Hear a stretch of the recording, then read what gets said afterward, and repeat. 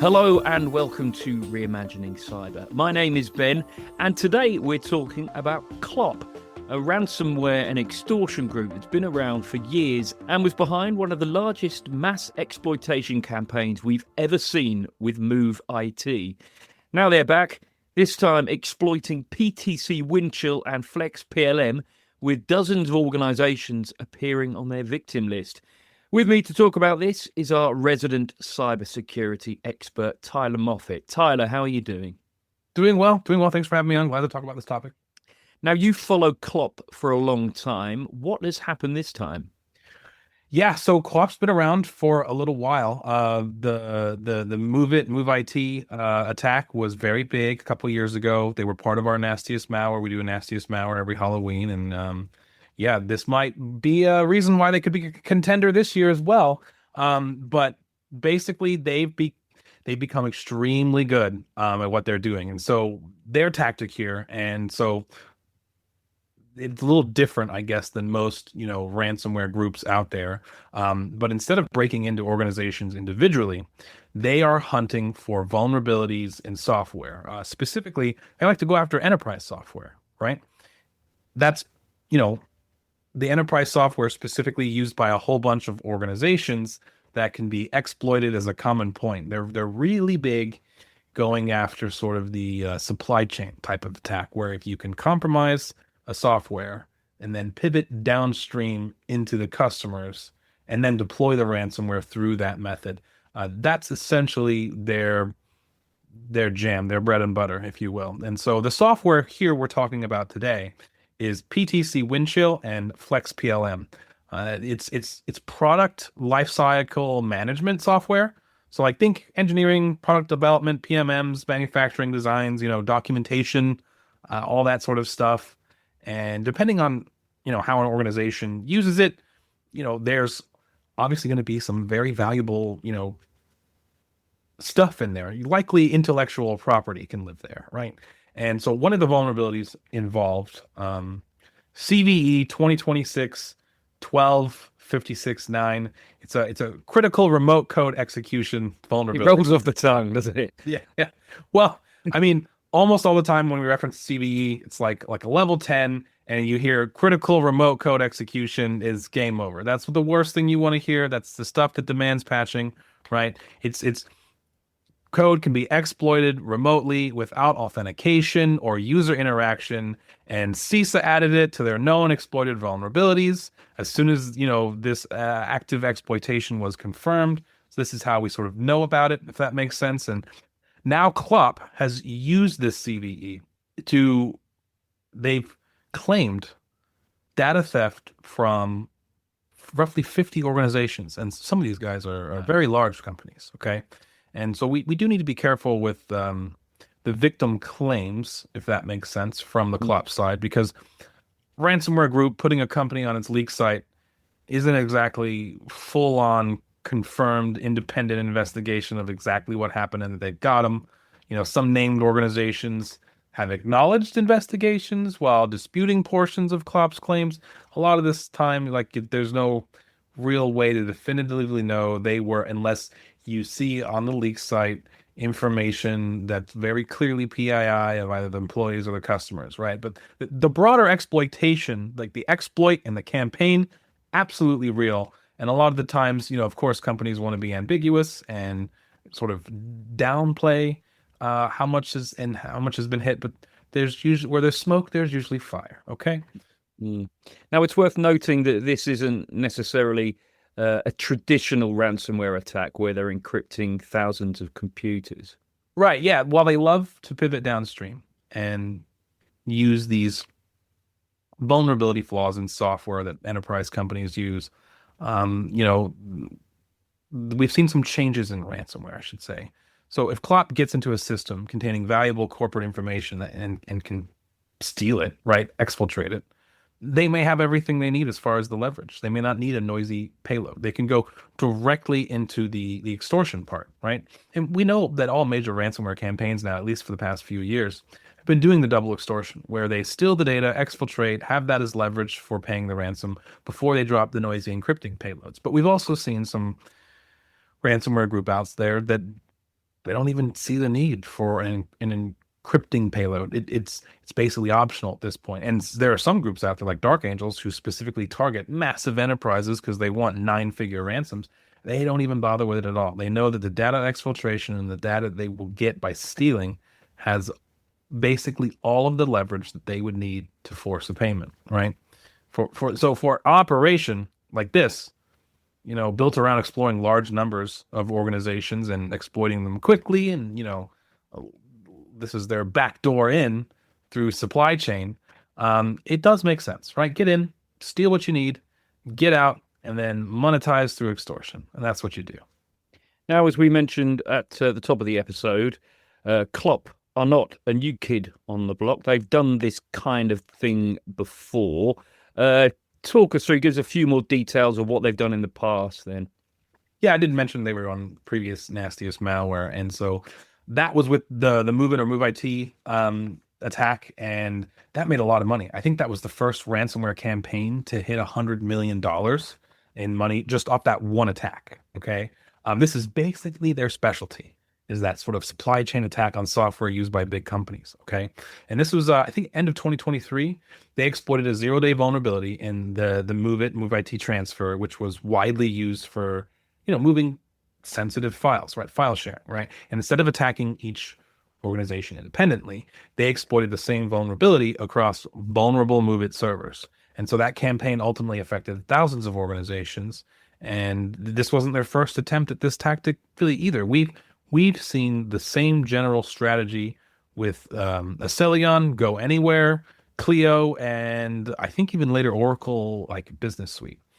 And so now it's Windchill. That's the big story today. And I don't think we need to look at Windchill and say Cl0p invented something new. Absolutely not. They've done this before. They're always looking for this type of wedge of avenue in, right? They've basically been doing variations of this for years. And the interesting is that it's still working. It's still working. Here we are 3 years later, and their tactic of going supply chain for widely used enterprise software that they can exploit and pivot downstream is still working and working very well. Describe the strategy for me, if you would. I would say, yeah, technology first. Go after and find the software and the vulnerability first, and the victims come second, right? That sort of follows it, if that makes sense. Instead of saying, we're going after this particular manufacturer or this type of hardware that happens to predominantly affect healthcare, like Akira did when they were exploiting certain like firewalls and Cisco ASA appliances or Sonic or whatever. What they're doing with Cl0p is they find enterprise software with an exploitable vulnerability and then compromise everyone you can find running it that hasn't patched it. Again, this was already known about. And so, again, those companies doing the due diligence and making sure that they're executing the fundamentals correctly likely weren't caught with their pants down with this, right? The people getting caught, they are definitely large organizations, very big, but not all of them are executing the fundamentals correctly, right? You've got multinational manufacturers, maybe a financial company, healthcare organizations. The vulnerable technology effectively generates the victim list for you. It's just whoever happens to be using it and not patching. And so we got to be careful when we say like a ransomware group is targeting manufacturing or targeting financial services. It's not like they're specifically targeting it most of the time. I mean, sometimes they are, but for the most time they're not. They're usually they're targeting software that happens to be heavily used by that industry. And so that's a different threat model. And that one-to-many approach, it is not unique to exploiting enterprise software. We also see attackers do something similar with MSPs, don't we? Yeah, absolutely. The technical attack can be completely different, but the economic principle is the same. Attack the multiplier, right? An MSP may legitimately have administrative access, to dozens or hundreds of customer environments, potentially thousands or tens of thousands of computers, and that's necessary. That's their business model. They need remote access and management tools to support those customers, right? From an attacker's perspective, this is incredibly attractive and lucrative because, why independently go after 50 different companies when you can compromise one trusted provider that potentially gives you a route to all those 50 companies, right? And so we've seen ransomware operators pursue MSPs and remote management infrastructure exactly for that reason. To give you an example, Play ransomware still around, still doing that. This is one of their favorite bread and butter sort of tactics, right? We've also seen Dragon Force will exploit vulnerabilities in Simple Help, remote support software. An MSP was compromised, and that trusted position was then moved downstream, right, towards the customers. And it's a little bit different than what Cl0p is doing here, but it's the same philosophy, one to many, right? Go after the one, whether it's software vulnerability or the customer of MSP vulnerability. So with Cl0p, like I said, one vulnerable product being deployed at many organizations, and with an MSP, it's one trusted organization connected to many customers. But it's the same idea, if that makes sense. They're attacking the multiplier, right? They're looking for the point where, one successful compromise creates the biggest possible blast radius. Now, we spent the last 10 minutes or so discussing why this strategy is so effective. If that is indeed the case, why isn't every ransomware operation doing exactly what Cl0p does? It's a good question. Because doing it successfully at this scale requires capability. You've got, a very limited window once these vulnerabilities start being exploited. A lot of these companies that were hit, they likely were aware of this patch. Like, I bet you the IT teams were screaming, talking about it, being like, this was on the schedule, wasn't soon enough. And they had probably elevated the priority, being like, no, this needs to be right now. And like, we'll do it end of the week. And then you get hit in that window. It's tough, right? You've got to identify the vulnerable installations, reliably exploit them, establish the access, steal the information, and do it likely across dozens of hundreds of organizations before they close that patch window, right? And, once the vulnerability becomes public, everybody is getting them on the schedule, right? The vendor releases guidance, CISA starts actively warning people, red alerts, it's level 10, start taking care of it. And, then the ball is rolling. Their clock is literally ticking down, right? It's a race, if that makes sense. So Cl0p has demonstrated repeatedly that they are very good at that race. They're very good at operating inside that window. And so there's another challenge that people, they don't always really think about, is that compromising 500 companies does not automatically mean you get 500 ransom payments or even close to that, right? You've still got to process all the stolen information, find out who you've hit, case the joint, right? You got to identify all that, look at some balance sheets to know how much cash is in the bank so you can reliably ask for a ransom payment that they can pay, right? And, this is operation at scale. It's not just an exploit, right? It's all pivoting downstream from the exploit. And that's what makes Cl0p interesting. They've essentially industrialized this type and style of data extortion. Okay, let's get to the pointy end of the conversation then, if we can. What should organizations actually do differently because of attacks like this? Well, I would say, understand where your multipliers are, right? What externally accessible systems and applications do you have? What critical business systems are sitting on them or directly open on the internet? What third parties have privileged access? That's a massive one. What MSP or remote management platforms, connect to your environment? And, does the security team know about all of them? Because something like Windchill might be extremely important to engineering or manufacturing without necessarily being something that the SOC team really thinks about every day.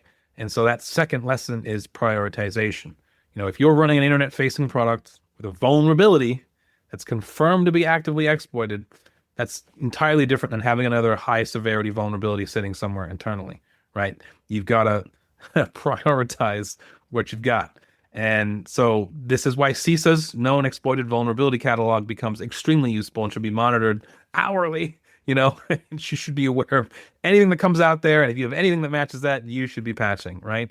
It's telling you that attackers are using this. They're likely using AI to scan it constantly. And as soon as something comes out, right, they're checking it. So, and finally, I guess, if you discover that you were running vulnerable software during an active exploitation campaign, patching isn't just the end all be all, you're done now, end of the investigation. If the attacker exploited you yesterday and you patch today, you've closed the vulnerability, but you haven't necessarily proven the attacker isn't already inside.